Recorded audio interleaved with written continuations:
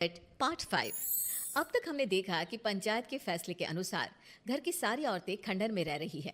अब देविका के सामने सबसे बड़ी चुनौती ये है कि घर की औरतों को आत्मनिर्भर कैसे बनाया जाए।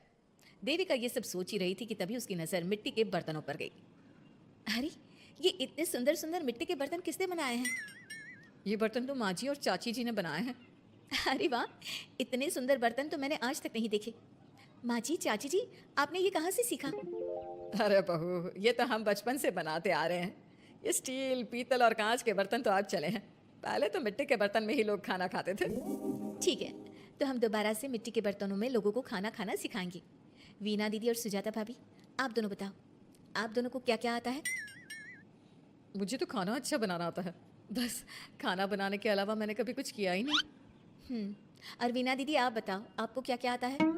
पता नहीं, मैंने बचपन से यही सुना है कि लड़कियों को ये नहीं करना चाहिए, लड़कियों को वो नहीं करना चाहिए, इसलिए मैंने कभी कुछ किया ही नहीं।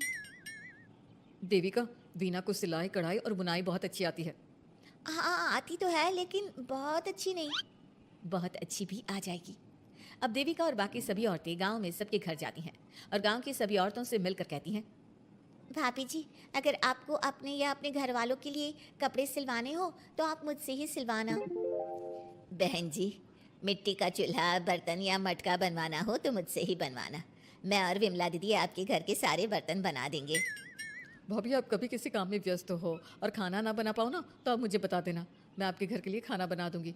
वो क्या है ना, आप तो सारा दिन खेतों में काम करती हो और कभी कभी खाना भी नहीं बना पाती होंगी, इसलिए। इस तरह घर की औरतें जी जान से अपने अपने कामों में लग जाती है।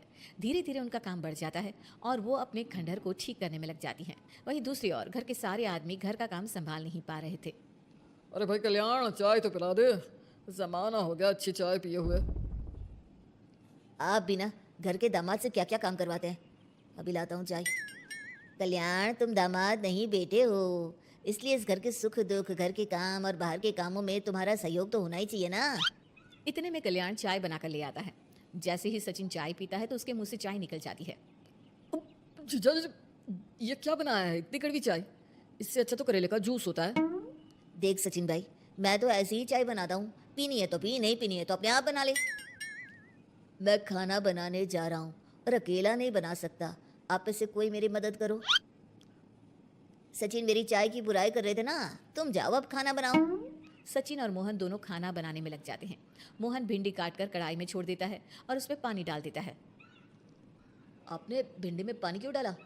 शायद पानी नहीं डलता, पता नहीं, लेकिन माँ ने कभी भिंडी में पानी नहीं डाला था। लेकिन बिना पानी के भिंडी बनेगी कैसे, मतलब गलेगी कैसे? बिना पानी के बनाएंगे तो चिपक नहीं जाएगी कढ़ाई से? पता नहीं, चलो देखते हैं कैसे बनती है भिंडी। भैया, कितने दिन हो गए ना अच्छा खाना खाए हुए। खाना तो सुजाता बनाती है, इतना मज़ेदार खाना कोई और बना ही नहीं पाता। सचिन और मोहन खाना तैयार करके ले आए। सभी आदमी खाना खाने लगे। खाना बना तो बहुत बुरा था, लेकिन किसी ने बिना कुछ कहे खाना खा लिया। तभी जोगिंदर ने कहा, घर की हालत कितनी बुरी हो रही है, जगह जगह जाले लगे हैं। 2 दिन से तो किसी ने झाड़ू भी नहीं लगाई घर की। हाँ, और घर में गंदे कपड़ों के ढेर लगे हैं। मेरे पास तो यह आखिरी कुर्ता ही बचा है पहनने के लिए। कल्याण, मोहन, तुम किसी नौकर को रख लो ना। हमने 1-2 लोगों से बात की थी नौकर के लिए, लेकिन कोई घर में काम करने के लिए तैयार ही नहीं है। गांव के सभी लोग खेतों में ही मजदूरी कर रहे हैं। घर के सभी आदमी घर के काम में लगे रहते हैं, तो वो अपने खेतों पर भी ध्यान नहीं दे पाते और उन्हें हर महीने आर्थिक रूप से नुकसान उठाना पड़ता है। धीरे धीरे उनके घर की हालत खराब होने लगती है। एक दिन कल्याण सबसे कहता है, घर को तो औरत ही संभाल सकती है, हमारे बस का नहीं है घर संभालना। हमें किसी तरह से उस सब को वापस इस घर में लाना ही होगा। अरे कल्याण बेटा, पंचायत का फैसला था कि औरतें हमसे माफ़ी मांगे, लेकिन उन्होंने माफ़ी नहीं मांगी। अब हम उन्हें बुलाने गए तो उल्टा हमें ही अपनी अपनी पत्नियों से माफ़ी मांगनी पड़ेगी। हमें कोई ऐसा रास्ता निकालना होगा कि वो मजबूर हो जाए हमारे पास आने के लिए।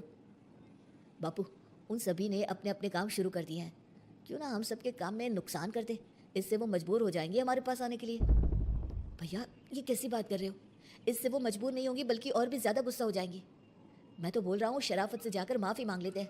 मुझे यकीन है कोई माफ़ करे ना करे, माँ तो ज़रूर हमें माफ़ कर देंगी। नहीं सचिन, अगर हमने माफ़ी मांगी तो ये सारी औरतें हमारे सर पर चढ़कर नाचेंगी। हमें इनके सामने छोटा नहीं होना है। मोहन, कल्याण, तुम दोनों आज से ही काम शुरू कर दो। बस फिर क्या था, घर के सभी आदमी लग गए काम पर। मोहन और कल्याण रात को खंडहर में पहुंचे और उन्होंने सारे मिट्टी के बर्तन तोड़ दिए। उसके बाद वीना ने जो कपड़े तैयार करके रखे थे वो सारे कपड़े उन्होंने फाड़ दिए। सुबह जब घर की औरतों ने ये सब देखा तो परेशान हो गई। अरे, ये सारे बर्तन किसने तोड़ दिए? माँ, किसी ने मेरे सिले हुए कपड़े ही फाड़ दिए। ये हरकत कौन कर सकता है? और कौन करेगा भाभी, ये सब उन आदमियों की हरकत है। जब किसी तरह से हमें झुका नहीं पाए तो हमारे काम बिगाड़कर हमें परेशान कर रहे हैं। सभी औरतें दुगनी तेजी से काम में लग गई। उन्होंने दिन रात मेहनत की और उस खंडहर को महल की तरह बना दिया। उनके काम की तारीफ सुनकर दूर दूर के गांव से लोग आने लगे और उनसे अपना काम करवाने लगे। एक दिन सभी औरतें बैठकर खाना खा रही थी, तभी विमला ने देविका से कहा, देविका, हम कभी सोच भी नहीं सकते थे कि हम अपनी मेहनत से अपने लिए इतना बड़ा और इतना अच्छा घर बना लेंगे। देविका बहू, आज हमें इस बात का एहसास हो रहा है कि हम तो सिर्फ सांस ले रहे थे, जीना तो हमें तुमने सिखाया है। मुझे तो अब भी यकीन नहीं हो रहा कि मेरे पति की पहचान के अलावा भी मेरी कोई पहचान है। गांव के सब लोग मुझे सिर्फ मोहन की पत्नी के रूप में जानते थे, लेकिन अब सारा गांव मुझे जानता है। देविका, मैं कुछ ही दिन में इस गांव में एक अच्छा सा होटल खोलूंगी और मैं एक बुटीक खोलूंगी। मैं यहाँ गांव की लड़कियों के लिए एक स्कूल खोलना चाहती हूँ। यही मेरा सपना है। सभी औरतें खाना खाकर सो जाती है। रात बहुत ज़्यादा हो गई है, लेकिन देविका को नींद नहीं आ रही थी। तभी उसे किसी के कदमों की आवाज़ सुनाई दी। पहले तो देविका थोड़ी डर गई, लेकिन उसने हिम्मत करके उठकर देखा तो उसके सामने सचिन खड़ा था। सचिन, तुम यहाँ क्या कर रहे हो? कहीं तुम मेरा कोई नुकसान तो करने नहीं आए?